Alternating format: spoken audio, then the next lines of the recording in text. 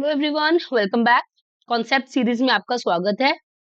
आज हम जो कॉन्सेप्ट करने वाले हैं वो है पर्सनालिटी।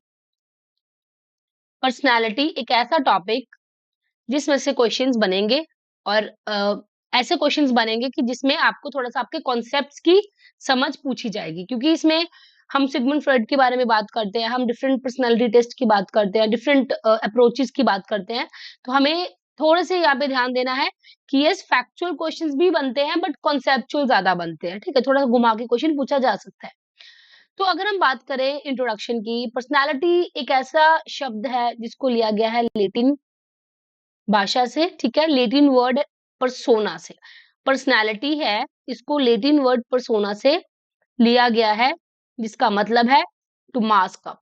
ठीक है, to mask up. So clearly यहाँ पे आप समझ पा रहे होंगे कि पर्सनालिटी, परसोना और मास्क का क्या मतलब बनता है।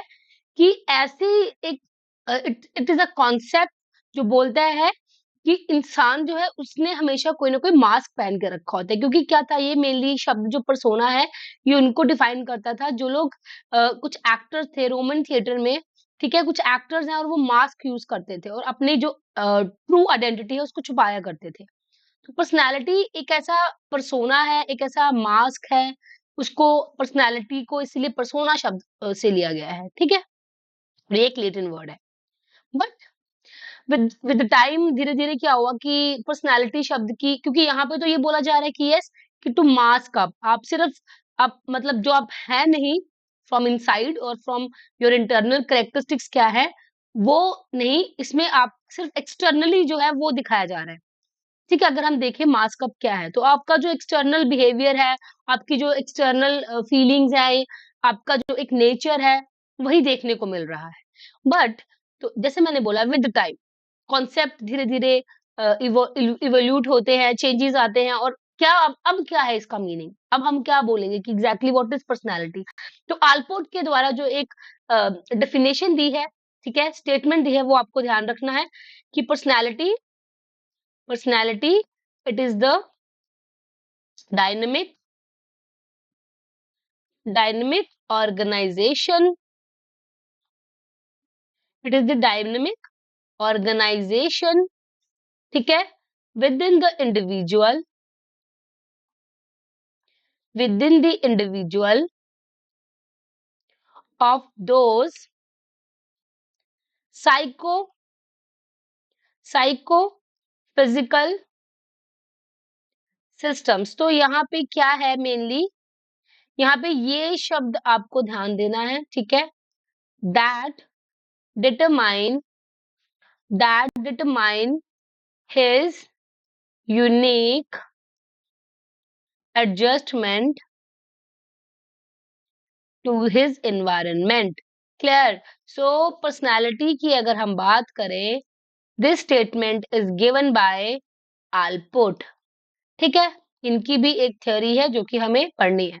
आल्पोर्ट ने 1937 में ये स्टेटमेंट दी थी।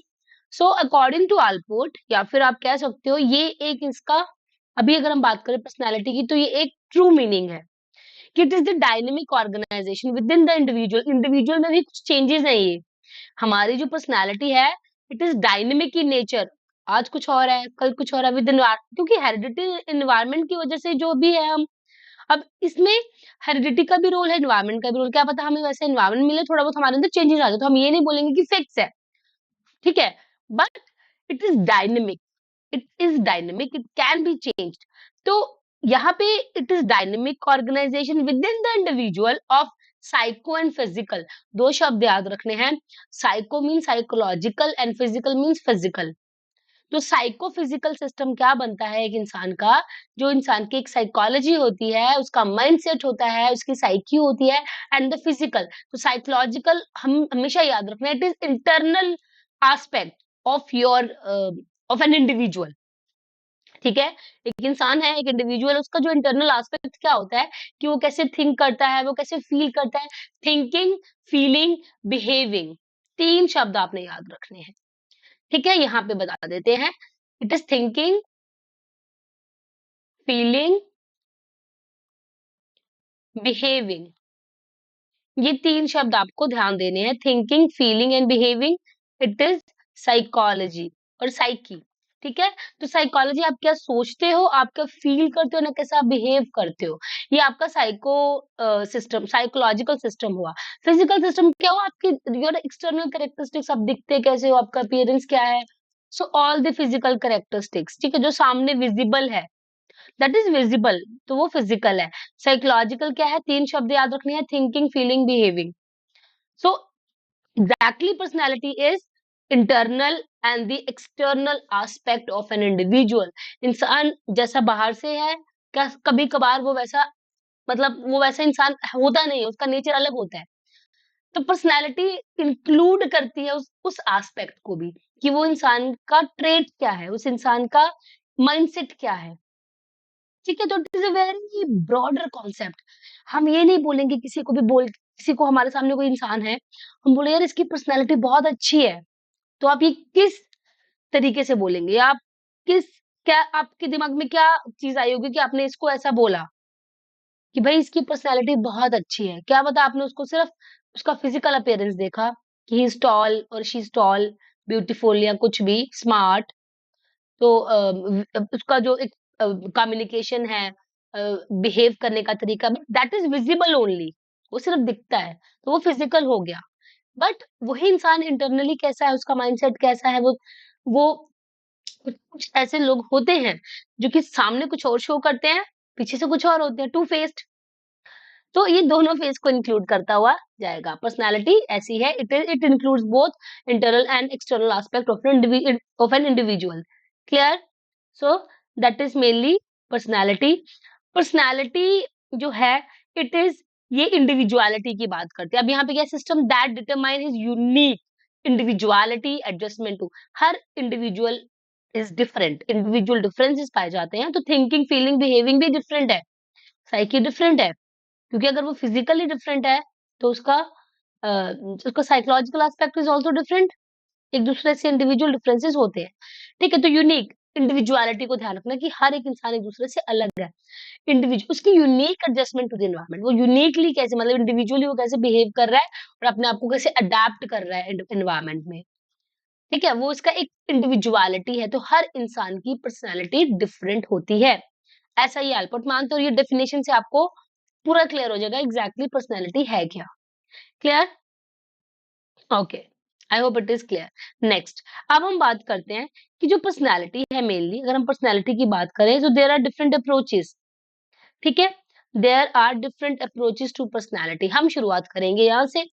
This is type approach, type approach of personality. Type का मतलब क्या होता है, देखिए, टाइप, ट्रेट, साइकोडायनेमिक, तीन कैटेगरीज में डिवाइड कर दीजिए। आपको सिंपली मैं बताऊं कि जो पर्सनालिटी की थ्योरीज हैं वो तीन कैटेगरीज में डिवाइडेड हैं। टाइप थ्योरीज, ट्रेट थ्योरीज और साइकोडायनेमिक थ्योरीज और अप्रोचेस। क्लियर? तो टाइप मेनली क्या है, टाइप जैसे बोलते हैं ना कि टाइप, किस A type, B type, C type, एक ग्रुप के हिसाब से हमने एक टाइप में हमने कैटेगराइज कर, it is mainly categorical, categorical है ये, कि हमने कुछ इंसान देखे वो एक जैसे बिहेव कर रहे हैं या वो एक जैसे दिखते हैं, हमने उनको एक कैटेगरी में डाल दिया। कुछ हमने देखे वो एक जैसा बिहेव कर रहे हैं, सेम, दूसरी कैटेगरी, फिर थर्ड कैटेगरी। तो ऐसे हमने क्या किया, मतलब मेनली हम इस पे जो फिजिकल एस्पेक्ट है उस पे ज्यादा फोकस कर रहे हैं टाइप थ्योरीज में। टाइप के बाद ट्रेट आई थी, वो थोड़ा और डीप डाउन उसने पर्सनालिटी का कॉन्सेप्ट रखा। उसके बाद साइकोडायनेमिक आई, वो तो बहुत ही इंटेंस थी कि भाई माइंड क्या है, माइंड को समझा साइकोडायनेमिक में। बट शुरुआत टाइप से हुई थी।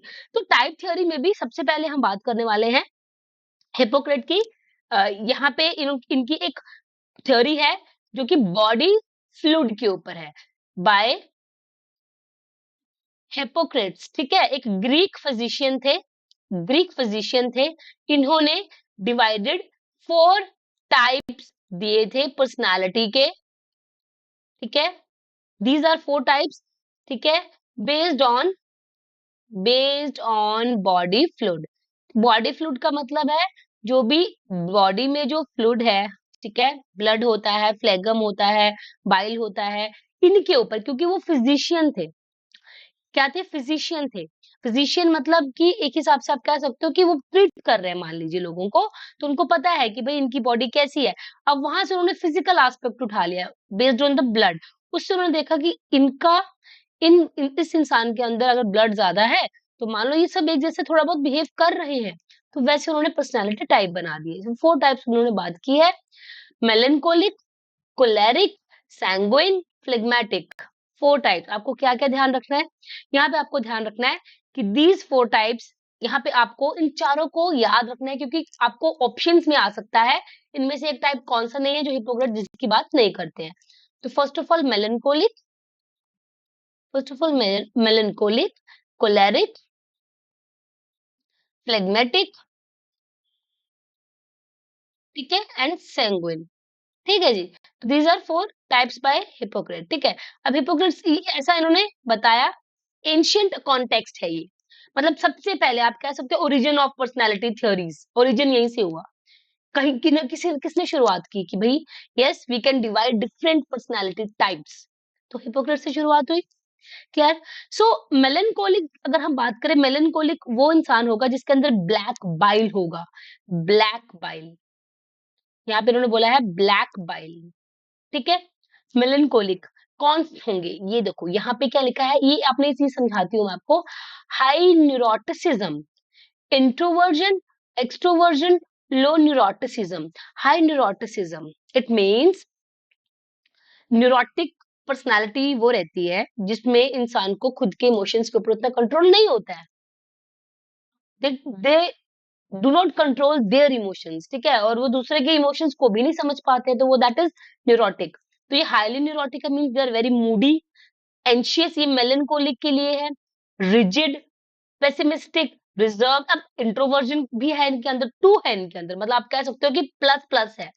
एक क्या प्लस है मेलेंकोलिक के अंदर, एक न्यूरोटिसिज्म प्लस है एंड एक इंट्रोवर्जन प्लस है। टू स्कोर आता है न्यूरोटिसिज्म एंड इंट्रोवर्जन, ठीक है। तो melancholic mainly high neurotic nature and they are very introverts, they are very they are not social, they quite reserved kind of people, ठीक। तो ये इनका एक एस्पेक्ट रहेगा। ये मेलेंकोलिक लोग हैं जो, ये इंडिविजुअल मेलेंकोलिक, क्योंकि उनके अंदर ऐसा वो मानते हैं कि इनके अंदर ब्लैक बाइल है एंड इनका जो पर्सनैलिटी करेक्टरिस्टिक्स है वो ये रहेंगी।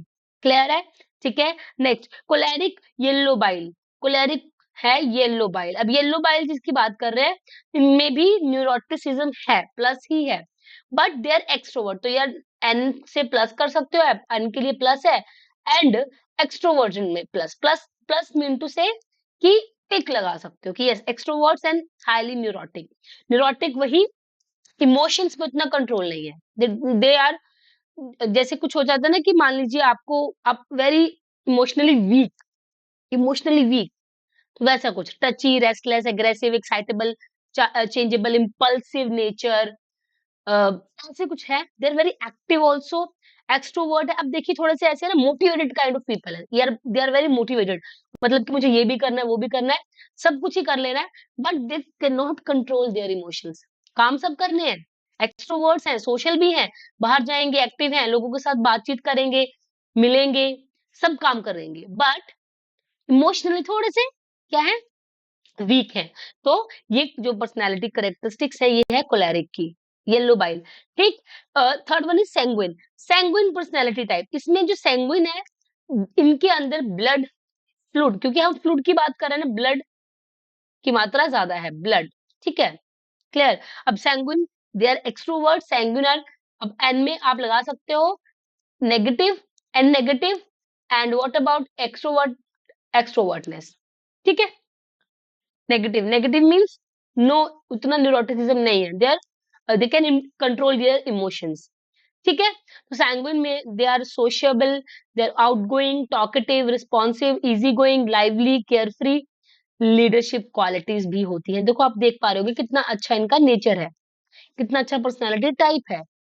सो ऐसा मानते थे कि भाई जिनके अंदर ब्लड की मात्रा ज्यादा है वो इंसान ऐसा होगा, उसकी करेक्टरिस्टिक्स ये होंगी, वो आउटगोइंग भी है, टॉकेटिव भी है, बहुत अच्छा, मतलब एक पर्सनालिटी टाइप इन्होंने बोला है सैंग्विन को, ठीक है। नेगेटिव इसलिए लो बोला है न्यूरोटिसिज्म को, बिकॉज यहाँ पे नेगेटिव है, तो न्यूरोटिक वाला कुछ ऐसा पॉइंट है ही नहीं, तो they are less neurotic, even not, ठीक है। इंट्रोवर्ट, अच्छा अब दूसरा phlegmatic, the last personality type that is phlegmatic. Phlegmatic मतलब फ्लेगम, ठीक है, बॉडी फ्लूइड फ्लेगम। फ्लेगम जिनका मेनली, फ्लेगम जो है कैटेगरी इसमें मेनली आएगा कि हाँ, न्यूरोटिसिज्म को लेकर तो नेगेटिव है, बट इंट्रोवर्जन को लेकर पॉजिटिव है। They are, they can control their emotions, ठीक है, न्यूरोटिक नहीं है, कंट्रोल है अपने इमोशंस के ऊपर। ऐसा नहीं है जैसे अभी हम पढ़ रहे थे, जो ऊपर वाले हैं Moody, anxious and rigid, aggressive, ऐसा कुछ नहीं है, ठीक है। सो फ्लेगमेटिक जो रहेंगे, low neuroticism, but they are introvert, they are introvert, they are calm, they are controlled, they are peaceful, thoughtful, careful, passive, ठीक है। सो ऐसा। अब यहाँ पे सैंग्विन है, ये एक्सट्रोवर्ट्स में आएंगे, ये इंट्रोवर्ट। अब कुछ लोग होते हैं बहुत calm compose, but they are introvert, कि भाई मुझे एक मेरा सर्कल है, मुझे यहीं तक रहना है, मैं यहीं तक सीमित हूँ। सो ये कैटेगरी कौन सी आ गई थी? इंट्रोवर्जन की। Clear? Sorry, phlegmatic. So four personality types: melancholic, choleric, phlegmatic, sanguine by a ancient Greek physician Hippocrates. So ये हमारा पहला टाइप था। नेक्स्ट आ जाइए, नेक्स्ट की हम बात करते हैं। चलिए, अब एक और चीज आती है यहाँ पे, ठीक है। ये था विद रिस्पेक्ट, ये हम एंशियंट कॉन्टेक्स्ट में हम अगर बात करें, ठीक है, एंशियंट कॉन्टेक्स्ट में, ठीक है, तो ये हिपोक्रेट के द्वारा दिया गया था फर्स्ट, ठीक है। अब यहीं पे एक कॉन्सेप्ट और आता है इंडियन कॉन्टेक्स्ट में। इंडियन कॉन्टेक्स्ट में हम बात करते हैं तीन गुणों की, जिसको हम बोलते हैं त्रिगुणात्मक। अगर हम इंडियन कॉन्टेक्स्ट की बात करें, इंडियन कॉन्टेक्स्ट की बात करें, तो वहां पे तीन गुण है, ठीक है, त्रिगुणात्मक उनको बोला जाता है, यहाँ पे लिखते हैं, ठीक है जी। इंडियन कॉन्टेक्स्ट और एंशियंट इंडिया, ठीक है, एंशियंट इंडिया। तो इसमें उन्होंने बोला है कि तीन गुण होते हैं, जिसको बोला गया है सत्व, रजस, तमस, ठीक है, सत्व, रजस एंड तमस, तीन गुण की बात कर रहे हैं, सत्व, रजस, तमस, ठीक है। सत्व personality is the balanced type, it is the balanced peaceful type, peaceful, balanced, thoughtful, ठीक है, and very clear minded people, सत्व। रजस जो रहते हैं, दे आर एग्रेसिव, एंगर रहता है इनके अंदर, and also they are very passionate and impulsive also. अभी हमने बात की कि जो इंसान एक्सट्रोवर्ट है, अभी हमने बात की, ठीक है, कुछ केसेस में वो इंसान थोड़ा एग्रेसिव भी हो जाता है, क्योंकि वो बहुत मोटिवेटेड है। तो पैशनेट है, मोटिवेटेड है, बट ऑल्सो एग्रेसिव ना, इमोशनली थोड़ा सा अपने आप को कंट्रोल करने में इतना वो नहीं है। तो रजस मतलब एंगर टाइप। हाँ, रेड, अगर आप रेड को देखते हो, रेड कलर को देखते हो, तो वो रेड कलर टाइप। हाँ, सत्व मान लीजिए कि ऐसे white, white peaceful, peace colour white, तो सत्व डिनोट कर सकते हो व्हाइट, रजस रेड, तमस ब्लैक। तमस mainly dull minded, they are dull minded, they are dull minded, they are very lazy and lethargic, they are hopeless, they are hopeless. कभी कभार दिल करता है कुछ नहीं करें, बस ऐसे ही लेटे रहे पूरा दिन, कुछ नहीं किया, मान लो ऑफिस भी नहीं गए, जॉब पे भी नहीं गए, ज्यादा कुछ खाने का मन नहीं कर रहा, कहीं बाहर जाने का मन नहीं, वेरी वेरी वीक जब हो जाता है इंसान। और ये ऐसा पर्सनालिटी टाइप है तमस। तो ऐसा है भाई कि सत्व, रजस, तमस जो तीन हमारे पर्सनालिटी टाइप है, इनको हम ऐसा नहीं समझेंगे कि हाँ, एक इंसान बहुत ही सत्व है, एक बहुत ही रजस है, एक बहुत ही तमस है। हम सब में थोड़ा बहुत सत्व है, थोड़ा रजस है, थोड़ा तमस है, बट यस, कुछ ऐसा रहता है कि कईयों में सत्व ज्यादा है, कईयों में रजस ज्यादा है, कईयों में तमस ज्यादा है, और जो डोमिनेंट रहेगा वो उसका पर्सनालिटी टाइप बन जाएगा फिर। क्लियर है? सो यहाँ पे आपको त्रिगुणात्मक इन्होंने त्रिगुणात्मक कॉन्टेक्स्ट में बताया है, इंडियन कॉन्टेक्स्ट को ऐसे समझाने की कोशिश की है। चलिए, ऐसे ही त्रिदोषा के बारे में भी बताया गया है चरक संहिता में, आयुर्वेदा के हिसाब से, ठीक है। वहां पर भी जो तीन दोष होते हैं, वत, पित्त, कफ, वत, पित्त, कफ को भी समझाने की कोशिश की है। जैसे मान लीजिए अगर हम बात करें त्रिदोषा की, तीन दोषों की बात करते हैं आयुर्वेदा के हिसाब से, ठीक है। जो त्रिदोषा है, यहाँ पे सबसे पहला आएगा वत, ठीक है, वत, पित्त एंड कफ, कफा, ठीक है। मतलब ये mainly depends on your elements, your body elements, air, either, fire, ठीक है, वाटर। तो वो बॉडी एलिमेंट्स के ऊपर उन्होंने तीन कैटेगराइज दिए। त्रिदोषा इसको बोला जाता है त्रिगुणात्मक, तीन गुण बोला जाता है त्रिगुणात्मक, ठीक है जी, त्रिगुणात्मक, और इसको त्रिदोष बोला जाता है, 3 दोष, वात पित्त कफ, ठीक है। सो अब जैसे मान लीजिए यहाँ पे बोला गया जो वात है, they are slightly restless, emotionally insecure, these people are slightly restless and emotionally insecure. पित्त जो रहते हैं, they are very sharp, they enjoy sports, and कफ की अगर हम बात करें, they are very uh, they speak rationally and very calm personality type, कफ, ठीक है। तो ये अगर मान लो वाटर एलिमेंट ज्यादा है तो ये कफ में चला जाएगा, कफा में चला जाएगा, ठीक है। तो ऐसे करके त्रिदोषों की भी बात की हुई है, क्लियर। तो ये इंडियन इंडियन कॉन्टेक्स्ट में है। चलिए नेक्स्ट हम बात करते हैं। अब आपको ध्यान देना है कि ये क्या है। ये बेसिकली है शेल्डन द्वारा दिया गया बॉडी टाइप, ठीक है। सो हमारा ये फर्स्ट अभी हमने किया, जो फर्स्ट है एंशियंट कॉन्टेक्स्ट में हमने समझा चीजों को, पर्सनालिटी टाइप्स को। अब हम बात कर रहे हैं शेल्डन की थ्योरी की, शेल्डन्स बॉडी टाइप, ठीक है। शेल्डन ने जो है इन्होंने टाइप थ्योरी दी है, ठीक। शेल्डन ने टाइप थ्योरी दी है, इन्होंने 3 टाइप की बात की है, जिसको बोला जाता है ectomorph, mesomorph, endomorph, 3 morph.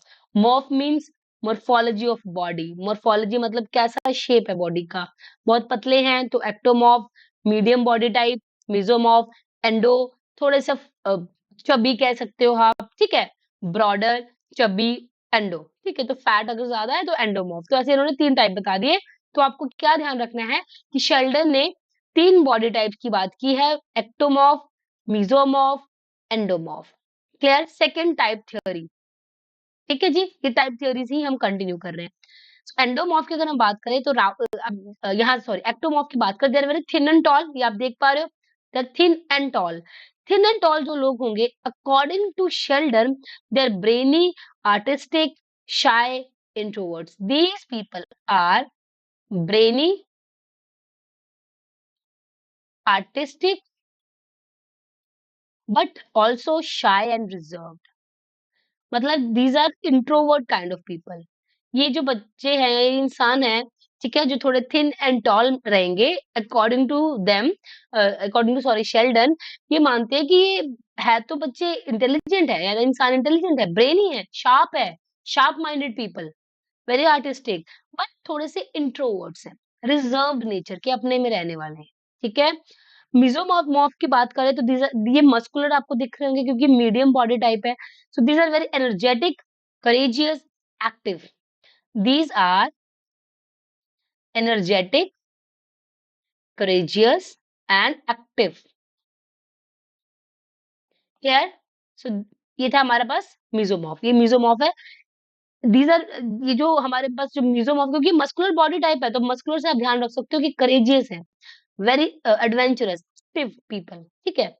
Endomorph थोड़े से अब देखो, अब चबी टाइप की पर्सनालिटी है, फैट है, या फिर कह सकते हो round and fat body type. इनको बोला गया है कि they're very relaxed, they're very social and fun loving, jolly nature रहेगा इनका, फन लविंग नेचर है, जॉली नेचर, ठीक है। सो ये इन्होंने बताया है, शेल्डन की 3 टाइप्स बताई गई है, एक्टो, मीजो, एंडोमॉर्फ। आपको ध्यान रखना है कि कौन कौन सी टाइप शेल्डन द्वारा दी गई है, ठीक है। ये आपको कभी कभार क्वेश्चन आ जाते हैं। नेक्स्ट आ जाइए, थर्ड में आते हैं। थर्ड इज ERNST, अर्नस्ट क्रशमर, क्रशमर द्वारा दी गई, अर्नस्ट क्रशमर्स टाइपोलॉजी और टाइप थ्योरी। अब क्रशमर क्या मानते हैं, क्रशमर ने 4 टाइप्स बताई हैं, आपको नाम याद रखना है। पिकनिक, ठीक है, एथलेटिक, एस्थेनिक एंड डिस्प्लास्टिक, ठीक है जी, डिस्प्लास्टिक। ये हमारे पास क्या है, ये बाय क्रशमर, क्रशमर की 4 टाइप्स, आपको नाम सारों के आने चाहिए, क्वेश्चंस आते हैं इनके ऊपर। तो जब आपको आपके पास 4 मल्टीपल चॉइस ऑप्शंस है ऐसे क्वेश्चन के लिए, तो भाई सेफ है कि भाई ऐसे क्वेश्चन आ ही जाएंगे, क्योंकि हमारे पास 4 ऑप्शंस आते हैं। पिकनिक जो पर्सनैलिटी टाइप है, आपको यहाँ पे एक चीज मैं बता देती हूँ कि ये जो पिकनिक है ये एंडोमॉर्फ रहेगा, जो अभी हमने करा शेल्डन का, endo means round body, fat body, ठीक है। तो इनकी करेक्टरिस्टिक्स भी सेम जाएंगी, they are easy going and fun loving, relaxed, जो अभी हमने पढ़ा। क्योंकि ये क्या है, पिकनिक पर्सनालिटी टाइप वही रहेंगे जिनका मेनली फैट एंड राउंड और फैट बॉडी है, जो कि मेनली एंडो है, ठीक है, एंडोसिस को याद रखिए, picnic is endo body. Athletic athletes कौन होते हैं? मस्कुलर।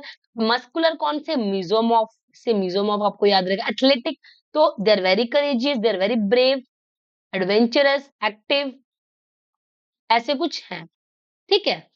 तो ये मस्कुलर बॉडी टाइप आएगा एथलेटिक। एस्थेनिक की अगर हम बात करें, टीएच से याद रखिए, दे आर थिन। तो थिन क्या थे? Ectomorph. Thin and tall, brainy, brainy, ठीक है, and but reserved, reserve nature रहेगा, मतलब अपने में ही रहेंगे, ठीक है। सो ब्रेनी है, रिजर्व्ड है, शाय नेचर के हैं, आर्टिस्टिक है, ये सब आएंगे इसमें।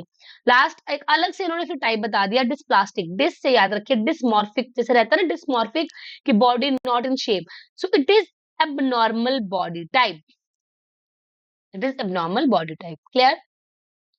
डिस्प्रपोर्शनेट टाइप का बॉडी है ये, ठीक है, disproportionate, very exceptional cases, disproportionate type. तो ये था हमारा फोर्थ कैटेगरी ऑफ क्रशमर। क्रशमर ने चार टाइप्स बताई हैं, ये आपको ध्यान रखना है। चलिए, फोर्थ जो type theory it is Carl Jung. Carl Jung ने जो थ्योरी दी है, कार्ल यंग टाइपोलॉजी में मेनली दो ही टाइप है। First one is introverts, introvert, and second one is extroverts, ठीक है जी। कार्ल यंग क्या बोलते हैं? There are two types, only two types, कौन कौन सी हैं? Introverts, introverts and extroverts. एक और उन्होंने बताया था, बट वो नाम आपको आप याद रख सकते हो, बट उसमें से क्वेश्चन कभी देखे नहीं है। वो एम्बीवर्ट्स, एम्बीवर्ट्स वो होते हैं जिनके अंदर इंट्रोवर्टनेस और एक्सट्रोवर्टनेस दोनों रहती है। इंट्रोवर्ट्स कौन होंगे? Introverts they are very shy, they are reserve people, अपने में रहेंगे, दे लव सॉलिट्यूड, ठीक है, solitude. And extrovert people are fun loving, people pleasing, sociable, people pleasing,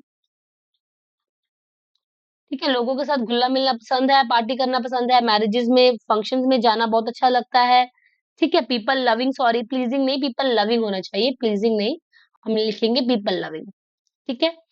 so also they have leadership qualities, leadership qualities, ठीक है। तो very bold kind of people. Extroverts वही होते हैं ना जो सब में घुल मिल जाते हैं, तो ऐसे कुछ रहेंगे एक्सट्रोवर्ट्स, क्योंकि बहुत सोशल होते हैं। तो उन्होंने बोला कि दो कैटेगरीज है, इंट्रोवर्ट्स और एक्सट्रोवर्ट्स की। बट हाँ, जब हमें लगता है कि हम ज्यादा इंट्रोवर्ट भी नहीं है, ज्यादा मतलब एक्सट्रीमनेस होती है ना, हम ज्यादा एक्सट्रीमली इंट्रोवर्ट नहीं है, एक्सट्रीमली एक्सट्रोवर्ट नहीं है, तो देन उन्होंने बोल दिया वी आर एम्बिवर्ट्स। तो एक तीसरा नाम इन्होंने फिर दे दिया, किसने? कार्ल युंग ने, ठीक है जी। तो ये फोर्थ थ्योरी थी, टाइप थ्योरी। नेक्स्ट हम बात करते हैं, फिफ्थ इज स्प्रेंजर। स्प्रेंजर्स टाइपोलॉजी। स्प्रेंजर्स ने कौन सी टाइपोलॉजी दी है? बहुत इजी है। टाइप थ्योरीज आपको सिर्फ नाम नाम याद रखनी है, इनके नाम ही आते हैं। आपको टाइप इनके मेनली पहचानने को दिया जाता है कि कॉन्सेप्ट जो टाइप है ये किसने दी है, ठीक है। तो ऐसे आपको इनको पहचानने के लिए पूछा जाएगा। तो स्प्रेंजर ने बोला है कि सबसे पहले उन्होंने दिया है economic, first economic, second theoretical, third is aesthetic. Okay, पहले तीन लिखते हैं। Economic, theoretical, aesthetic. तो जो इकोनॉमिक है, they are very practical and having economic value. वो हर चीज को बहुत कैलकुलेटिव सोचते हैं, ठीक है। Very practical, they are very practical in their life की हम, मैं कोई ये चीज खरीद रहा हूँ 5 रुपए की, तो ये जो है ये मेरे काम आएगी कि नहीं, और कितना टाइम, मतलब मेरे को ये वर्थ है कि नहीं है, kind of economic, very economic, ठीक है। तो दे आर वेरी प्रैक्टिकल कि भाई मैं ये जो भी एक चीज ले रहा हूँ, तो इसमें मेरा क्या यूज है, क्या यूज नहीं है, ठीक है जी। तो इकोनॉमिक पीपल वो होंगे। Theoretical people they are like seekers of truth. Theoretical theory से याद रखिए, सीकर्स ऑफ ट्रुथ, फिलोसोफर जैसे होते हैं ना, कि भाई हमें सच जानना है, इसके पीछे का रीजन क्या है, इसके पीछे का सच क्या है, रियलिटी क्या है, मतलब they are very logical. Theoretical are very logical people. तो ऐसे कुछ कि बहुत डीप डाउन जाएंगे नॉलेज के लिए, ठीक है। एस्थेटिक, एस्थेटिक वेरी एस्थेटिक जिसको हम बोलते हैं, नेचर, नेचर को लेके वेरी, आर्ट को लेके, तो they are nature loving, art loving, ठीक है। मतलब हमें जो भी नेचर ने प्रेजेंट किया है हमारे सामने, हमें उसको अप्रिशिएट करना है, प्रेज करना है, तो ये एस्थेटिक होंगे, नेचर लविंग, ठीक है। Fourth is social. अब सोशल क्या होंगे? Social they are people loving, ठीक है, गैदरिंग्स पसंद है, political, political loving, politics loving, ठीक है। Sixth is religious, spiritual kind of people. Religious and spirituality थोड़ा सा डिफरेंस तो है, बट स्टिल कुछ स्पिरिचुअल लोग इसमें आ ही जाएंगे, ठीक है। तो यहाँ पे मेनली आ जाता है पॉलिटिकल में। पॉलिटिकल कौन जाएगा? जिसमें अंदर लीडरशिप क्वालिटीज रहेंगी, तो लीडरशिप क्वालिटीज रहती है इनके अंदर। Social they are people loving, ठीक है जी। गैदरिंग्स में पसंद है इनको। And religious people are spiritual kind of people. तो यहाँ पे हमारे पास कितने हैं? 6 कैटेगरीज हैं, 6 टाइप्स हैं। By Spranger, these are economic, theoretical, aesthetic, social, political, religious. At least नाम इनको याद रख लेना कि किसने कितने टाइप्स दिए हैं, कौन कौन से वो टाइप हैं। Next, okay, sixth is Friedman Rosenman, FRIEDMAN, Friedman and Rosenman. इन्होंने क्या दिया है? अब इनका जो टाइप है वो दो में कैटेगराइज करेंगे। First is type A and second is type B, ठीक है। इन्होंने क्या किया? फ्रेडमैन रोजनमैन ने, इन्होंने एक थ्योरी दी थी टाइप ए टाइप बी के ऊपर, क्योंकि ये भी फिजिशियन थे। सो इन्होंने देखा कि कुछ लोग ऐसे हैं, मान लीजिए अपने क्लिनिक में थे, तो उन्होंने देखा भी कुछ लोग ऐसे हैं जो कि जो मतलब मेनली जब हम डॉक्टर के पास जाते हैं तो हमें एक लाइन बनानी पड़ती है, ठीक है। सो वहां पे क्या देख देख देख रहे थे ये कि भाई कुछ लोग ऐसे जो कि बहुत पैनिक क्रिएट कर रहे हैं, जो कह रहे हैं कि भाई मुझे अब पेशेंस नहीं है जिनके अंदर पूरे एक लाइन में लगने का ना। सो कुछ ऐसे थे, कुछ थे बहुत अच्छे से आराम से बैठे हुए थे। तो उन्होंने पहले उनका वो नेचर देखा कि भाई इंसान ऐसे क्यों तीन चीजें, बिहेव, फील एंड थिंक, तीन चीजें आगे ना, वो कैसे ऐसे बिहेव क्यों कर रहे हैं। इन्होंने एक चीज देखा सिनेरियो, एंड देन उन्होंने देखा कि इनकी रिपोर्ट्स क्या कहती हैं, क्योंकि डॉक्टर, तो इनकी रिपोर्ट्स क्या कहती है। फिर रिपोर्ट्स को मैच करने की कोशिश की उनके बिहेवियर से। तब उन्होंने दो टाइप्स बता दी, type A type B. Type A mainly they are very motivated but lack patience, highly motivated people but lack patience, they lack patience, ठीक है। और उन्होंने ये भी देखा कि दे मेनली सफर फ्रॉम हाइपरटेंशन, ठीक है, हाई हाई ब्लड प्रेशर हो गया, ऐसी दिक्कतें टाइप ए वालों को आती हैं। टाइप बी वालों को ऐसा कोई दिक्कत नहीं है, ठीक है। They are very calm and composed kind of people, very peaceful, patience बहुत ज्यादा है इनके अंदर। जो यहाँ पे है बिल्कुल इनके ऑपोजिट टाइप बी चला जाएगा, ठीक है जी। तो टाइप ए का बिल्कुल ऑपोजिट टाइप बी, तो दे हैव पेशेंस एंड आराम से काम करने वाले हैं, ठीक है जी। सो फ्रेडमैन रोजमैन ने टाइप ए टाइप बी दी। तो this is all about type theories. उसके बाद क्या हुआ था? मॉरिस ने टाइप सी टाइप डी दी थी। मॉरिस करके एक नाम था, उन्होंने भी टाइप सी टाइप डी को आगे कंटिन्यू किया था। टाइप सी वाले वो थे जो जो अपने इमोशंस को सप्रेस करते हैं, एंड टाइप डी वो थे जो mainly they are prone to depression. तो ये मेनली डिजीजेस को लेके ज्यादा हो जाएगा, इसलिए हम उसको ज्यादा नहीं समझेंगे। तो ये आपको ध्यान रखना है, इतना इतना। तो ये था टाइप थ्योरीज। अब हम बात करने वाले हैं ट्रेट थ्योरीज की, ठीक, ऑफ पर्सनालिटी। ट्रेट की जब हम बात करते हैं तो आपको पहले ये ध्यान देना है कि what is exactly trait. Trait क्या है? तो ट्रेट के बारे में एक आपको डेफिनेशन है, ये याद रखनी है कि a trait refers to a trait refers to any characteristic that differs from person to person, ठीक है जी। तो ट्रेड्स क्या करते हैं? Differ from person to person in a permanent relatively permanent and consistent. दो शब्द यहाँ पे आपको ध्यान देने हैं, permanent and consistent way. So permanent क्या होता है, कंसिस्टेंट क्या होता है। ट्रेड को, यही मेनली ट्रेड को डिफाइन करने के लिए दो शब्द आएंगे, एंड ये दिया है एटकिंसन एंड हिलगार्ड ने, ठीक है। तो ट्रेड को हमें डिफाइन करना है। अ ट्रेड इज समथिंग जो कि परमानेंट है, स्टेबल है, जिसको कंसिस्टेंट ही बोलेंगे, ठीक है जी। इट मीन्स कि ट्रेड, जो किसी का भी कोई इंसान का एक ट्रेड है ना, हम सबके कुछ ट्रेड्स होते हैं ना, हमारे बिल्डिंग ब्लॉक्स इनको हम बोलते हैं। जैसे मान लीजिए आप एक घर बना रहे हैं, उसके लिए आपको क्या चाहिए? ब्रिक्स चाहिए, ईंटें चाहिए, है ना। तो ईंटों से क्या होता है? छोटी छोटी ईंटों से क्या होता है? एक पूरी दीवार बनती है, एक पूरा मकान बनता है, ऐसे होता है। तो आप मान के चलिए कि एक जो ट्रेट है ये एक ईंट के बराबर है, एक ब्रिक है, और ऐसे करके 1000 मतलब कितने सारे ट्रेड्स मिलके क्या होता है, फिर एक पूरा मकान, एक पूरी पर्सनालिटी, एक इंसान बनता है, इंडिविजुअल बनता है, ठीक है, उसका एक वजूद बनता है। ठीक, तो trait is like building block of personality, it is building block of personality. ये ध्यान देना है, जैसे सेल बोला जाता है ना कि cell is the building block of body, वैसे trait is the building block of personality. ठीक है, परमानेंट क्यों बोला गया है, क्योंकि ये कभी चेंज नहीं होता, किसी की फितरत चेंज नहीं होती है ना, जो जैसा है बचपन से वो वैसा ही रहेगा, चाहे आप उसको जितना भी सुधारने की कोशिश करो। ये ट्रेट इज इक्वल टू फितरत, जो उसकी फितरत है, मैं इसको शब्द दूंगी फितरत। किसी की फितरत चेंज नहीं होती, तो ट्रेट फितरत ही है। अगर आप सच्चे हो तो कैसा भी, कैसी भी कंडीशन आ जाए, कुछ भी हो जाए, आप अपनी ऑनेस्टी को, आप इसको कभी खत्म नहीं होने देंगे, तो वो आपके ट्रेट्स हैं। ठीक है, तो ट्रेड्स इस ये परमानेंट रहेंगे, ये कभी चेंज नहीं होता है, स्टेबल रहते हैं, कंसिस्टेंट रहते हैं आगे की तरफ, मेनली की वही की स्टेबिलिटी है, ऐसा नहीं डायनेमिक नहीं है, दे आर स्टेबल। ठीक है, तो traits are like the building block of personality. Honesty हो गया, जैसे मान लो केयरिंग नेचर हो गया, ऐसी सब चीजें, मतलब mainly these are like qualities, एक इंसान की, इंडिविजुअल की क्वालिटीज होती हैं। ठीक, सो मेनली ये था ट्रेड के बारे में। अब हम बात करते हैं थ्योरीज की। सबसे पहले है एल्पोर्ट की थ्योरी। एल्पोर्ट, ठीक है, एल्पोर्ट जो है इनको हम बोलते हैं his, Gordon Allport is the pioneer of trait approach. तो आपको क्वेश्चन बन सकता है कि who is the pioneer, is the pioneer, he is the pioneer of trait approach. ठीक है जी, क्लियर। उसके बाद क्या है एग्जैक्टली इन्होंने क्या बोला है, इन्होंने दो ट्रेड्स के बारे में बताया है। दो ट्रेड्स हैं, कुछ कॉमन ट्रेड्स होते हैं, कुछ हमारे पास पर्सनल ट्रेड्स हैं।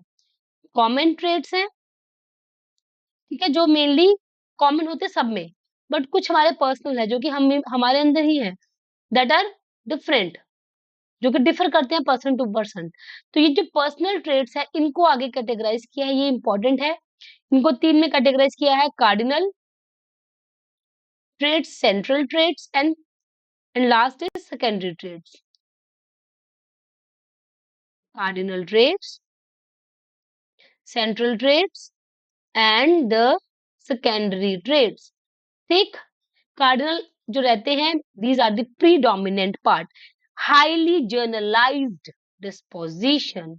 अब इसका क्या मतलब है, हाईली हाईली जर्नलाइज्ड का मतलब होता है कि मोस्ट डोमिनेंट। हमारी पर्सनालिटी, अगर हमें कोई इंसान हमें जान रहा है कि यार ये इंसान वैसा है, वो उसके कार्डिनल ट्रेड्स की वजह से जान पा रहा है।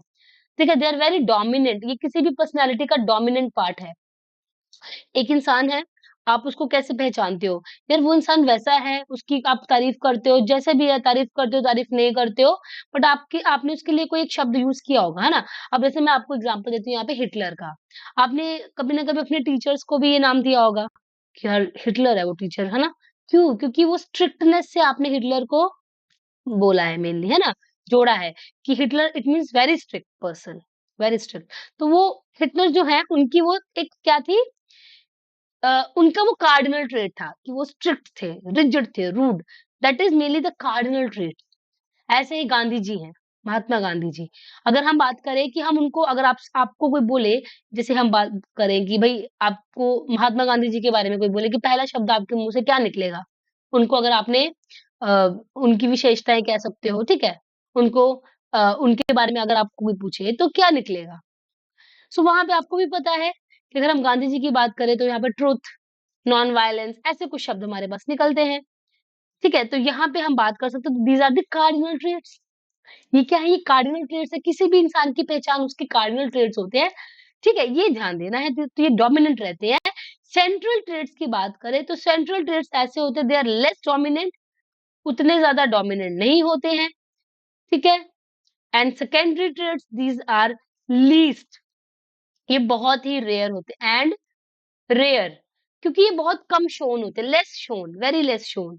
कभी कभार हमारे पास, हमें भी नहीं पता होता कि हम ऐसे क्यों बिहेव कर जाते हैं। कभी कभार हमें लगता है कि भाई मैं तो बहुत अच्छे से, मैं बहुत एक, मेरे अंदर बहुत पेशेंस है, बट कोई ऐसे हालात आ जाते हैं कि हम रिएक्ट करने लग पड़ते हैं। तो भाई हमारे अंदर ऐसे कैसे हुआ, हम ऐसे क्यों हैं? तो समटाइम्स कुछ सेकेंडरी ट्रेड्स भी हमारे ऊपर हावी हो जाते हैं, but the main part of our personality according to Allport is cardinal traits, जो कि हमारी पहचान है। ठीक है जी, तो ये थी अल्पोर्ट की थ्योरी। सेकंड बात करें हैं रेमंड कटल की। अब देखिए, अब क्या हुआ, रेमंड कटल ने, इन्होंने जो थ्योरी दी है, रेमंड कटल की जो थ्योरी है, ये एक फैक्टर एनालिसिस अप्रोच के ऊपर है। फैक्टर एनालिसिस, इन्होंने क्या किया, फैक्टर एनालिसिस किया 4000 शब्दों का, जो कि अल्पोर्ट ने लिए थे, क्योंकि अल्पोर्ट ने क्या किया, उन्होंने कुछ डिक्शनरी के शब्द उठा लिए और वो शब्दों को उन्होंने बोला कि ये दीज आर ट्रेड्स, उनको बता दिए ये ट्रेड्स है। बट ऐसे ये नहीं मानते थे। कैटल ने बोला कि हम इसका फैक्टर एनालिसिस करेंगे। 4000 शब्दों को फैक्टर एनालिसिस करने के बाद 16 फैक्टर्स निकले, ओनली 16 फैक्टर्स। तो वो 16 फैक्टर्स की ही बात करते हैं। ठीक है, अब इन 16 फैक्टर्स को उन्होंने डिवाइड किया सोर्स में, सोर्स ट्रेड्स में एंड ऑल्सो सरफेस ट्रेड्स में, सोर्स एंड सरफेस।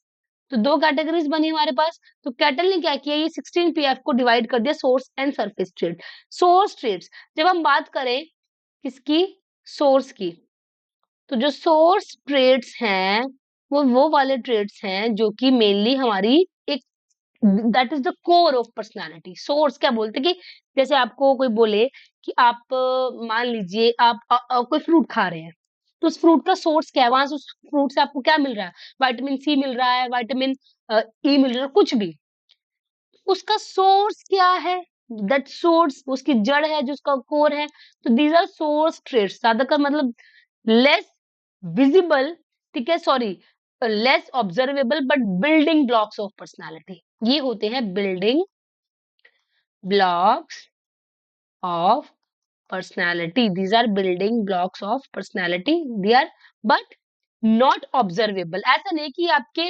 मतलब एक होता है ना स्तर के ऊपर रहेंगे कि आपको सामने दिखेंगे। इट मीन्स ये ऐसे ट्रेड्स हैं, मान लो आपका कोई एक खास दोस्त है जिसके साथ आप बहुत टाइम स्पेंड कर चुके हो, जिसके साथ आप आपकी दोस्ती काफी टाइम से है, उसके आपको सोर्स ट्रेड्स पता होंगे अगर आपने बहुत सालों तक आप दोस्ती में हो।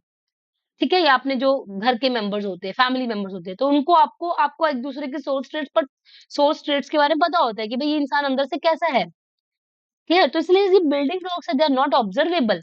ये बाहर की तरफ नहीं, ऐसे शोन नहीं है, दीज आर नॉट शोन। जो दिखते हैं ना वो ये है, दीज आर ऑब्जर्वेबल। मान लो एक आपका कोई फ्रेंड बना है नया नया, वो आपके साथ बहुत अच्छा है, बहुत पोलाइट, बहुत हम्बल, बहुत ही सिंसियरली, ठीक है, हर टाइम ग्रेटिट्यूड, ये वो चीजें आपके साथ चल रही है, but that is only shown for some time. आप उसके साथ 2-4 घंटे मान लो या फिर कुछ एक पर्टिकुलर टाइम निकाल रहे हो, वो इंसान, उसके सोर्स ट्रेट्स क्या हैं, वो हमें नहीं पता होगा जब तक हम उसके साथ बहुत ज़्यादा टाइम नहीं स्पेंड कर सके। तो सरफेस ट्रेट्स वो होते हैं जो कि मेनली सामने से, जो भी इंसान सामने से दिखता है, उसके अंदर क्या चल रहा है, वो उसके सोर्स ट्रेट्स बताएँगे कि वो इंसान कैसा है एग्ज़ैक्टली। ठीक है? तो दीज़ आर ऑन पेरिफेरी, मतलब ये वही है कि ऊपर-ऊपर वाला लेवल से रहता है। ठीक है? तो ये हमें दिखते हैं किसी, अगर आपको, आप किसी को भी मतलब आप बोलोगे ना कि मैं इसको अच्छे से पहचानता हूँ, इट मीन्स आप उसके सोर्स एंड सरफेस ट्रेट्स दोनों को जानते हो। बट अगर आप बोल रहे हो मैं इसको ऊपर-ऊपर से जानता हूँ, देन वो सरफेस ट्रेट्स हुए। क्लियर? डन? चलिए नेक्स्ट, नेक्स्ट हम बात करते हैं आइजेंक का personality theory. Eysenck third personality is personality theory, trait theory is by Hans Eysenck. Trait जो अप्रोच, ठीक है,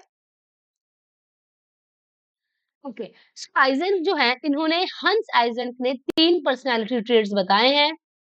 इनके बारे में समझते हैं। सबसे पहला है इंट्रोवर्जन। अभी हमने बात की थी इंट्रोवर्ट्स कौन होते हैं, एक्सट्रोवर्ट्स कौन होते हैं, तो वही है introversion, extroversion. Second type, second trait is neuroticism. Third is साइकोटिसिज्म। Clear? Neuroticism वो है जो अपने आप को जिनके अंदर इमोशनल स्टेबिलिटी कम है, लेस इमोशनल स्टेबिलिटी, और ये वर्सेस है, दिस इज लाइक वर्सेस। ठीक है, तो यहाँ पे अगर न्यूरोटिसिज्म है तो ऑपोजिट क्या रहेगा, इमोशनल स्टेबिलिटी। साइकोटिसिज्म है versus emotion, sorry, psychotic nature वो होता है जो कि इंसान कम सोशल होता है, तो यहाँ पे सोशियबिलिटी आएगी। ठीक है जी, क्लियर? 3 पर्सनैलिटी टाइप ट्रेट्स उन्होंने बताए। इंट्रोवर्ट्स कौन हुए? क्योंकि एक दो both are extreme ends, extreme, एक बिल्कुल इंट्रोवर्ट्स, एक बिल्कुल एक्सट्रोवर्ट्स। फिर न्यूरोटिसिज्म की बात करें, एक वो है जिनको they do not control their emotion. Neurotic personality type trait वो है जो अपने इमोशंस को कंट्रोल नहीं कर सकते, लेस इमोशनल स्टेबिलिटी। जो बिल्कुल वर्सेस में चला जाएंगे अपोजिट, तो वो इंसान आएंगे जो कि इमोशनल स्टेबिलिटी जिनके अंदर है। मान लो एक इंसान है, ठीक है, जो कि अपने इमोशंस को कंट्रोल नहीं कर पा रहा है, जैसे हमने बोला कि मूडी है, एंशियस है, कभी भी कैसे भी बिहेव कर रहा है, ठीक है, तो वो न्यूरोटिसिज्म में आएगा। और उसके बिल्कुल ऑपोजिट कौन सा पर्सनालिटी ट्रेट आएगा? इमोशनल स्टेबिलिटी जिसके अंदर है, इमोशनल कंट्रोल है, अपने इमोशंस को कंट्रोल मॉनिटर कर सकता है वो इंसान। ठीक है, वही सेम साइकोटिसिज्म जो थर्ड ट्रेट है, साइकोटिक, वो उनको बोलेंगे people who are anti social, rude. तो बिल्कुल ऑपोजिट कौन आएंगे? Social people, they are very social, kind, social, supportive, collaborate करेंगे, कोऑपरेट करेंगे, तो सोशेबल आ जाएंगे। और ऑपोजिट में जो साइकोटिसिज्म है वो एंटी सोशल की बात करता है, they're anti social kind of people. ठीक है, तो ऐसे कुछ ट्रेड्स की बात करते हैं। हैंस आइजेंक, तो किसी के भी किसी भी का भी पर्सनालिटी ट्रेट हो सकते हैं ये। सो that's all about trait approach, dynamic approach. ठीक है, psycho dynamic approach, clear? Psychodynamic approach में बहुत सारे नाम आएंगे, इसमें सबसे इंपॉर्टेंट नाम है सिगमंड फ्रॉइड का, एरिक्सन है, कार्ल युंग है, उनका भी कंट्रीब्यूशन है। एंड ऑल्सो कुछ ऐसे नाम है जो कि एग्जाम में कभी कभार क्वेश्चन आ जाता है, but the most important is psycho analysis part, psycho analysis part by Sigmund Freud. Sigmund Freud ने साइकोडायनामिक अप्रोच में ही एक पार्ट आता है सिगमंड फ्रॉइड का साइको एनालिसिस पार्ट। इसका मतलब है कि we have to analyse mind. अब देखिए अभी तक क्या चल रहा था कि टाइप थ्योरीज हैं, ट्रेड थ्योरीज हैं। टाइप मतलब आप सिर्फ इंसानों को, इंडिविजुअल को कैटेगरीज में डिवाइड कर रहे हो, आप लोगों को कैटेगरीज में डिवाइड कर रहे हो और बता रहे हो इसका ये टाइप है, इसका ये टाइप है, और उसकी पर्सनैलिटी की थोड़ी बहुत विशेषताएं आपने बता दी। ट्रेड में आपने ट्रेड्स बताए थोड़े बहुत, है ना, ट्रेड्स क्या होते हैं। अब हमें क्या करना है, सिगमंड फ्रॉइड कहते हैं कि अगर आप किसी की पर्सनालिटी को पहचानना चाहते हो, उसको जानना चाहते हो, तो आपको you have to analyse the mind and the unconscious mind. इनका जो काम था वो अनकॉन्शियस माइंड था। ऑस्ट्रियन ये ऑस्ट्रियन न्यूरोलॉजिस्ट थे, साइकोलॉजिस्ट भी थे बट न्यूरोलॉजिस्ट थे। ठीक है, सो इन्होंने मेनली वर्क किया था, अपना काम जो किया था वो किया था अनकॉन्शियस माइंड पे, अनकॉन्शियस माइंड पे। एंड इन्होंने साइको एनालिसिस अप्रोच दी थी। ये एक थेरापेटिक अप्रोच थी कि इंसान जिसको खुद को ही नहीं पता कि मेरी पर्सनालिटी क्या है या मैं ऐसा क्यों बिहेव कर रहा हूँ या कर रही हूँ, उसको फिर साइको एनालिसिस के थ्रू, मतलब मेनली उसको उसको एक थेरापेटिकल प्रोसीजर के थ्रू उसको देखा जाएगा। ठीक है, तो deep down inside the mind इन्होंने समझने की कोशिश की कि हमारे अनकॉन्शियस माइंड में क्या चल रहा है। ठीक है, तो साइकोएनालिसिस अप्रोच किसने दी है? सिगमंड फ्रॉइड ने दी है। इन्होंने वर्क किया है किसके ऊपर? अनकॉन्शियस माइंड के ऊपर। इन्होंने 3 लेवल्स ऑफ माइंड बताए हैं, उनको भी समझने की कोशिश करते हैं। एंड ऑल्सो इन्होंने कुछ फ्री एसोसिएशंस के बारे में बात की है, फ्री टॉक की बात की है। फ्री टॉक मतलब आपको किसी के साथ भी फ्री अगर टॉक करोगे, तो जब वो इंसान के साथ आप फ्री टॉक करोगे तो वो अपने इमोशंस को वेंट आउट करेगा एंड वो थोड़ा सा अच्छा फील करेगा। तो free association, free talk, dream interpretation of dream, dream interpretation, dreams का भी कोई ना कोई मतलब निकलता है, ये सब इन्होंने बताया है। तो ये सब इनका कंट्रीब्यूशन है। इसके अलावा इन्होंने माइंड को समझाया है 3 लेवल्स में, इन्होंने पर्सनालिटी को बताया है 3 टाइप्स में। एंड इनकी थ्योरी है साइकोसेक्सुअल, वो किसी किसी और दिन करेंगे। तो ये इनका कंट्रीब्यूशन है साइको एनालिसिस को लेके, बहुत ज्यादा कंट्रीब्यूट किया है इन्होंने, बहुत ही ज्यादा, बहुत ही इंटरेस्टिंग वे में। इसको थोड़ा सा समझने की कोशिश करते हैं। इन्होंने क्या बोला कि जो एक माइंड है, ह्यूमन माइंड है, वो 3 पार्ट में डिवाइडेड है। ठीक है, कॉन्शियस, प्री कॉन्शियस और सब कॉन्शियस, अनकॉन्शियस। जैसे हम बोलते हैं ना ब्रेन के डिफरेंट पार्ट होते हैं, ब्रेन तो एक फिजिकल फॉर्म में रहता है, बट माइंड जो कि हाइपोथेटिकल है, उसको इन्होंने डिवाइड किया कि जो हमारा माइंड, उसने इन्होंने माइंड को स्टडी किया। तो आप सोचो कितनी इंटेंस स्टडी है ये, माइंड को स्टडी करना, और उसको भी 3 में डिवाइड कर दिया। अनकॉन्शियस माइंड होता है, सबकॉन्शियस माइंड है और एक कॉन्शियस माइंड है। कॉन्शियस माइंड सिर्फ 10 to 15% एरिया कवर करता है इस पूरे हमारे माइंड में। मैक्सिमम एरिया कवर करता है हमारे पास जो 70% वो अनकॉन्शियस माइंड, मतलब इन्होंने ज्यादा ध्यान ही अनकॉन्शियस माइंड पे दिया है, अनकॉन्शियस पे। Unconscious mind mainly deal with the repressed memories. हमारा जो अनकॉन्शियस माइंड है, और ये 5 to 10 आप कह सकते हो, ठीक है। अनकॉन्शियस माइंड ये डील करता है रिप्रेस्ड, मतलब जो हमने दबाई हुई है थॉट्स, अपने थॉट्स, अपनी फीलिंग्स, अपनी मेमोरीज, ठीक है। क्योंकि ये मेनली उन चीजों से डील करता है अनकॉन्शियस माइंड जिसको हम लोगों के सामने प्रेजेंट नहीं करना चाहते हैं। हम नहीं चाहते कि लोग हमारे बारे में ये जाने या किसी को कुछ शो करें हम। तो जो हम मेनली लोगों से छुपाना चाहते हैं, तो दीज आर ऑल रिप्रेस्ड। और ये बहुत चीजें अभी तक हमारी लाइफ में, जो जितनी भी हमारी लाइफ गुजरी है, आप खुद सोचिए आपने कितनी कुछ ऐसी चीजें होंगी जो कि दबा के रखी है, लोगों के सामने आप एक्सप्रेस नहीं करना चाहते हो, फिर हम उसको दबा देते हैं, तो वो हमारे अनकॉन्शियस माइंड में जा रहा है। और वो ये it is the store house. इन्होंने अनकॉन्शियस माइंड को स्टोर हाउस बोला है ऑफ मेमोरीज। इतनी मेमोरीज, इतना कुछ सब इसी में ही है। और वहीं से फिर ड्रीम्स का इन्होंने बोला कि मेनली ड्रीम्स आते हैं, और ड्रीम्स का कहीं ना कहीं ओरिजिन अनकॉन्शियस माइंड है, ठीक है। तो अनकॉन्शियस माइंड क्या है? Repressed thought, feelings, memories and content we are not aware of, we are not aware of our unconscious mind, because हमें भी नहीं पता हमारे अनकॉन्शियस माइंड में क्या क्या चीजें चली गई हैं। क्योंकि कॉन्शियस माइंड जो रहता है, इसमें हमें अवेयरनेस होती है, वी आर अवेयर ऑफ। मुझे पता है कि भी हम क्लास ले रहे हैं, आपको पता है you are gaining this content, तो ये सब कॉन्शियसली हो रहा है, कॉन्शियस प्रोसेस है, we are aware of. But क्या क्या चीजें हमें नहीं पता, वो सब अनकॉन्शियस माइंड है, we are not aware of. कितनी कुछ चीजें होती है जो मैंने वही कहा ना कि हम नहीं चाहते कि हम अपनी पर्सनैलिटी को प्रोटेक्ट करने के लिए हम उसको दबा देते हैं भाई। हम चाहते हैं कि हमारे सामने वो ना आए, तो हम उसको अनकॉन्शियस में ढकेल देते हैं, ऐसा कुछ।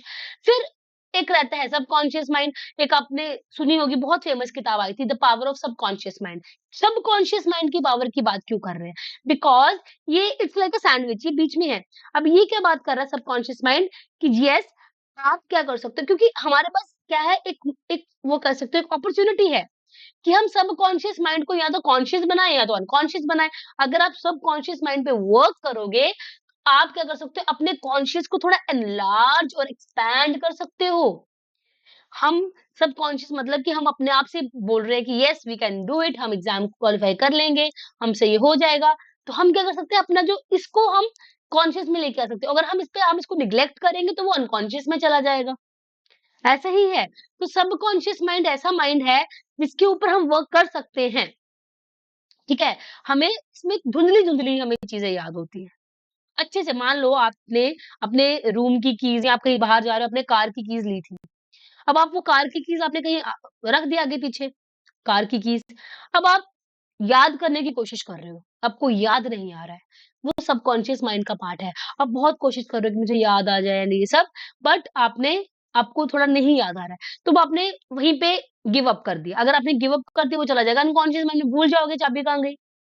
बट अगर आपने गिव अप नहीं किया और आपने इसको क्या किया, आपने बहुत सोचने की कोशिश की कि भई कहाँ गई होगी, ये सब चीज़ें आपने कोशिशें की हैं, तो क्या पता वो कॉन्शियस है और आप पता चल जाए आपको कि मैंने चाबी यहाँ रखी है। तो we can work on subconscious mind as well. Conscious तो वी आर अवेयर ऑफ, ठीक है। तो ऐसे करके उन्होंने बोला there are 3 levels of mind. जितने भी हमारे जो रिप्रेस्ड, देखो आप ये देखिए, एक आइसबर्ग के हिसाब से उन्होंने बताया है माइंड को। ऊपर जो एरिया ये कॉन्शियस है, ये बहुत कम है। ये जो नीचे वाला एरिया है ना आइसबर्ग, क्या होता है कि ऊपर वाला कम जो एरिया होता है वो विजिबल एरिया लेस, जो नीचे वाला एरिया जो विजिबल नहीं है वो बहुत ज्यादा है, वो हमारा अनकॉन्शियस माइंड है। तो हमारी चीजें काफी, मतलब काफी चीजें ऐसी रहती है जो अनकॉन्शियस माइंड में चले जाती है, क्लियर है। उसके बाद आती है 3 पर्सनैलिटी टाइप। ये है हमारे पास इड, ईगो, सुपर ईगो। ये है सुपर ईगो। अब ये क्या है, अब यहाँ से इसको समझने की कोशिश करते हैं। अनकॉन्शियस में उन्होंने बताने की कोशिश की है सुपर ईगो और इड दोनों है। क्योंकि सी, हम लोग जो काम कर रहे हैं ना, हमें 2 फोर्सेस ऑपरेट कर रही हैं, या तो वो इड है या तो वो सुपर ईगो। हमारे साथ आप कह सकते हो हमारे 3 सर हैं। एक तो हमारा जो ईगो है जो कि रियलिटी है, it works on reality principle, ठीक है। एक तो रियलिटी ईगो, एक होता है हमारे पास इद जो कि वर्क करता है प्लेजर प्रिंसिपल। प्लेजर प्रिंसिपल पे, ठीक है? और एक हमारे पास सुपर ईगो है जो कि वर्क करता है किस पे? मेनली मोरालिटी पे, मोरल प्रिंसिपल पे, ठीक है? तो सुपर ईगो किस पे वर्क करता है? मोरालिटी पे, ठीक है? ये प्लेजर पे एंड ईगो रियलिटी पे, ठीक है? तो मैंने क्या बोला, जैसे आपने सोचना है कि हमारे पास 3 सर है। एक है इड, एक है सुपर ईगो और एक हमारा अपना ईगो जो कि हमारी रियलिटी है। तो या तो हमसे इद काम करवा रहा है, अगर हम कुछ गलत कर रहे हैं सिर्फ प्लेजर सीक करने के लिए तो वो इद है। अगर हम बहुत ही अच्छा कर रहे हैं वो हमसे सुपर ईगो करवा रहा है। और अगर हम बैलेंस बना के चल रहे हैं तो ईगो है। ईगो बैलेंस बनाता है, वॉच गार्ड की तरह हेल्प करता है। हमारा जो बैलेंसिंग पॉइंट है वो ईगो है। अदरवाइज ये तो ऐसे ही सीसो की तरह चलेगा, कभी ईद हावी हो रहा है, कभी सुपर ईगो हावी हो रहा है। बट ईगो बैलेंस करता है हमारी डिजायर्स को, इच्छाओं को। अगर हमारा दिल कर, देखो जैसे मान लीजिए इंसान चाहता है कि रातों रात अमीर हो जाए, तो रातों रात अमीर कोई नहीं हो सकता है। उसके लिए उसको बहुत कुछ करना पड़ेगा, वो सब कुछ गलत है। तो कह रहा है भाई तुम्हारे पास यही तरीका है रातों रात अमीर होने का, तुम कितना भी स्ट्रगल कर लो इतनी जल्दी अमीर नहीं हो सकते। जाओ तुम चोरी कर लो, ये सब कर लो, वो ईद बोल रहा है। तो भाई हमारी इच्छाएं ऐसी भी होती हैं कुछ कि भाई ये सब चीजें हो जाए। अब वो फिर ईद का काम है, वो हमसे ईद करवाएगा अगर हम कुछ गलत करेंगे। बट हमें ईद को, प्लेजर को, जो हम इतना इंस्टेंट प्लेजर है इसको हमें कंट्रोल करना है। वो ईगो हमें बोलेगा कि भाई कंट्रोल, ठीक है? वही सुपर ईगो क्या है? वो बहुत ही मॉरल है, वो बोलेगा तुम्हें कुछ भी नहीं करना है, तुम्हें बिल्कुल ही मतलब अम, एक बिल्कुल जैसे कहते हैं ना कि सब कुछ ही त्याग दो, ठीक है? कुछ एक इतना सा भी झूठ नहीं बोलना चाहिए उसके लिए किसी की जान बच रही है, वो ऐसा है सुपर ईगो। तो वो भी थोड़ा कभी-कभार हमारी पर्सनैलिटी में क्लैश करता है, क्योंकि भाई दोनों को बैलेंस भी ज़रूरी है। एक ईद यहाँ से चिल्ला रहा है, सुपर ईगो यहाँ से चिल्ला रहा है, दोनों को तो ईगो ही बैलेंस करेगा, रियलिटी ही बैलेंस करेगी।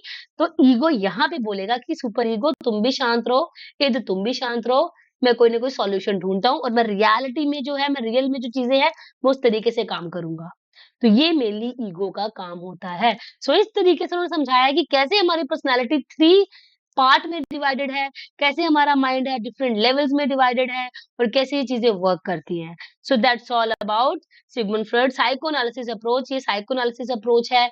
बहुत कुछ ऐसी चीज़ें हैं, कुछ थ्योरीज हैं वो हम नेक्स्ट क्लासेस में कंटिन्यू करेंगे। बट कुछ मेजर कॉन्सेप्ट्स हैं मैंने यहाँ समझाने की कोशिश की है। आई होप आपको क्लियर है, ठीक है?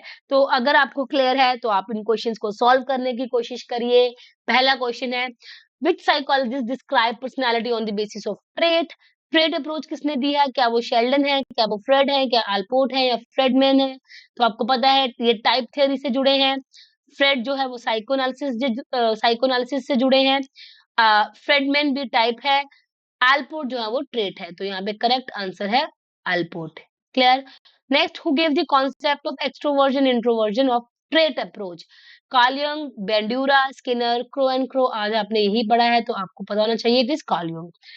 सो next is, according to Freud it is based on dash principle. Is किस प्रिंसिपल पे वर्क करता है? Is it sorrow, fear, reality, pleasure? तीनों गलत है। प्लेजर प्रिंसिपल, इट वर्क करता है प्लेजर प्रिंसिपल पे। क्लियर? तो आई होप आपको आज का टॉपिक क्लियर है, आपको ये कॉन्सेप्ट समझ आया है। ज्यादा हमारा फोकस है इन कॉन्सेप्ट्स के ऊपर। अदरवाइज बहुत सारी चीजें होती हैं कि मान लीजिए इनके साथ काफी कुछ चीजें जुड़ी होती हैं, बट हम उस पर ध्यान नहीं देंगे। हम चीजों का कॉन्सेप्ट समझेंगे, उससे आपके क्वेश्चंस इजिली सॉल्व हो जाएंगे। ठीक है जी, so that's all for today. अगर आप चाहते हो चीज़ों को और अच्छे से समझना इलैबोरेटिव वे में, तो आप हमारे बैचेस को परचेज़ कर सकते हो। आप इन नंबर्स पे भी कॉल करके पूरा डिटेल्स जान सकते हो। So thank you so much for watching.